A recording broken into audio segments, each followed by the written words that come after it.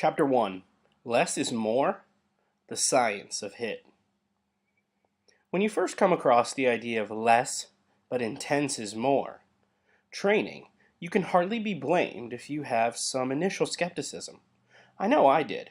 After being nearly raised on a diet of bodybuilding magazines that generally pushed ideas that were nearly exactly opposite to HIT. Seeing is believing, but it's good to know that there is science that backs up the results we see from this training in the gym. Let's take a look. Afterward, we'll browse some of the many benefits of this training lifestyle.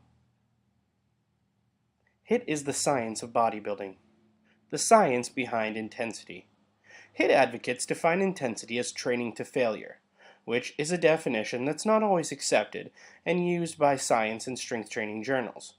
Frankly, our HIT definition makes much more sense than the various ones used by these egghead types.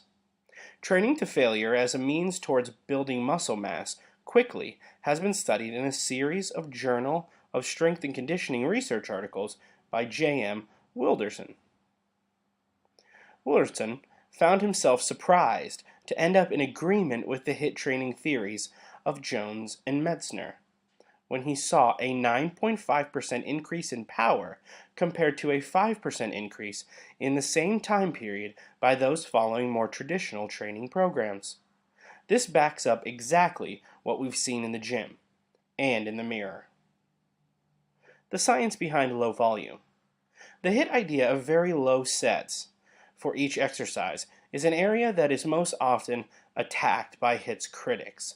It's also an area that has returned some of the most promising scientific studies. The Journal of Sports Medicine and the Journal of Exercise Physiology, which are two of the highest regarded journals in the sports and fitness fields, both have turned out articles supporting HIT's very low set protocol as being optimal for athletic development. The science behind rest.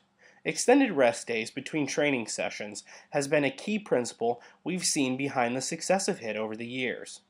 The Journal of Sports Medicine has featured a series of acclaimed articles by M.J. Cleek that laid out in great detail the fact that when muscles are rested 96 hours between sessions, they make strength progressions at a much quicker pace.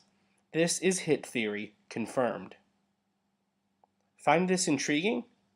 Mike Metzner famously wrote a book titled Science of Bodybuilding, which I'd highly suggest for further HIT reading after our guide here, of course.